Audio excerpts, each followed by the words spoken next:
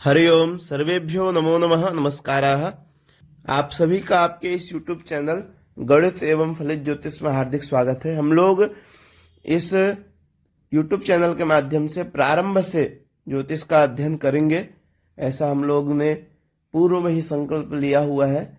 तो जिस क्रम में हम लोग बृहद अवकहड़ा चक्र इस पुस्तक का अध्ययन कर चुके हैं, वर्तमान में हम लोग लघु पाराशरी और फलित ज्योतिष सीखें जो सामान्य जानकारियां हैं उनका अध्ययन कर रहे हैं।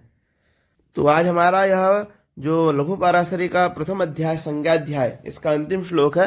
पहले इसका उच्चारण, अन्वय, शब्दार्थ, भावार्थ आदि सभी विषयों को देखेंगे हम इस श्लोक के। आइए प्रारंभ करते हैं। पश्यन्ति सप्तमं सर्वे सनिजीव कुजाः पुनः विशेषतश्चतुर्दश त्रिकोणचतुरष्टमान्। पश्यन्ति सप्तमं सर्वे सनिजीवकुजाः पुनः विशेषतश्चतुर्दश त्रिकोणचतुरष्टमान्। आइए इसके अन्वय को देखते हैं। तो कहते हैं सर्वे ग्रहाः सप्तमं पश्यन्ति सनिजीवकुजाः पुनः क्रमशः त्रिदश त्रिकोण चतुरष्टमांच विशेषतः पश्यन्ति इति शेषः। पुनः सर्वे ग्रहाः सप्तमं पश्यन्ति सनिजीवकुजाः पुनः क्रमशः त्रिदश त्रिकोण चतुरष्टमांच विशेषतः पश्यन्ति इति शेषः। तो इसके थोड़े से अर्थ को देखकर फिर इसके शब्दों पे व्याख्या हम लोग देखेंगे।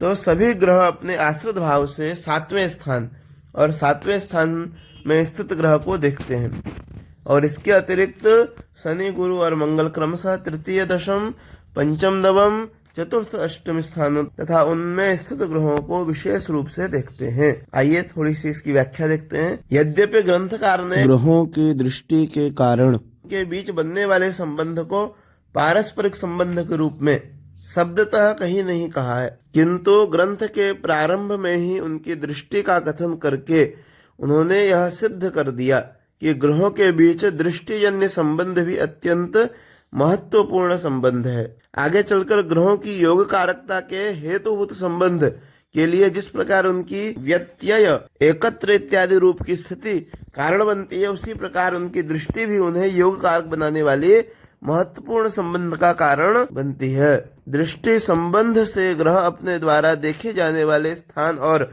उस स्थान पर स्थित दूसरे ग्रहों के ऊपर अपना फल संक्रमित करता है। हम लोग क्या पढ़ रहे हैं? ग्रहों की दृष्टि। इस श्लोक में हम लोग ग्रहों की दृष्टि को जानेंगे कि कौन सा ग्रह किस स्थान को पूर्ण दृष्टि से देखता है और किस किस ग्रह को विशेष दृष्टि प्राप्त है।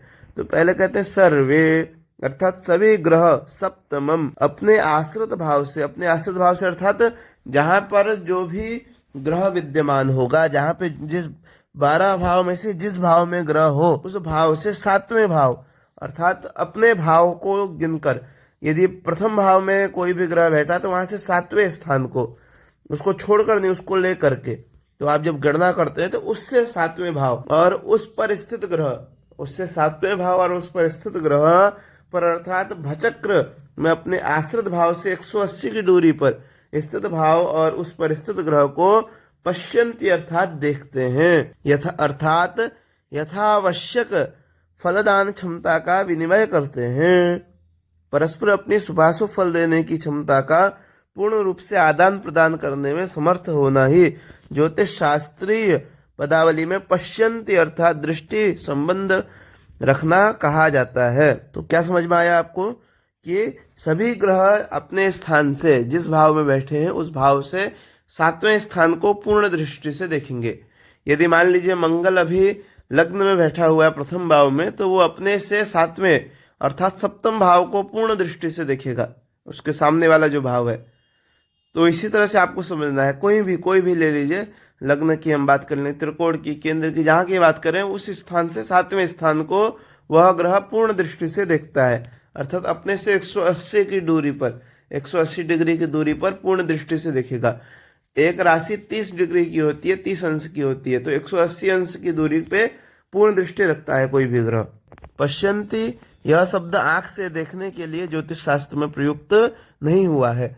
इसका अर्थ तो केवल फलदान सामर्थ्य का शक्तिशाली विनिमय मात्र है। सर्वे शब्द के अंतर्गत इन 3 ग्रहों का शनि, गुरु और मंगल का ग्रहण तो पहले हो ही चुका है, अतः वे सप्तम भाव और तटस्थ ग्रहों को तो पूर्ण रूप से देखते ही हैं। पुनः फिर इसके अतिरिक्त ये तीनों ग्रह क्रमशः अर्थात शनि त्रिदश स्थानों को, त्रिदश माने तीसरे और 10वें को, त्रिदश तीसरे स्थान को और 10वें स्थान पर उसकी पूर्ण दृष्टि होती है। गुरु त्रिकोण स्थानों को, त्रिकोण अर्थात पंचम और नवम, त्रिदश त्रिकोण 5वें और 9वें स्थान में तथा उसमें स्थित ग्रहों को पूर्ण दृष्टि से देखते हैं। और कुजः अर्थात मंगल चतुरष्टमान 4थे और 8वें स्थान को तथा उनमें स्थित ग्रहों को पूर्ण दृष्टि से देखते हैं। तो विशेषतः विशेष रूप से यह पद पश्यन्ति का विशेषण है, अतः विशेष रूप से देखते हैं।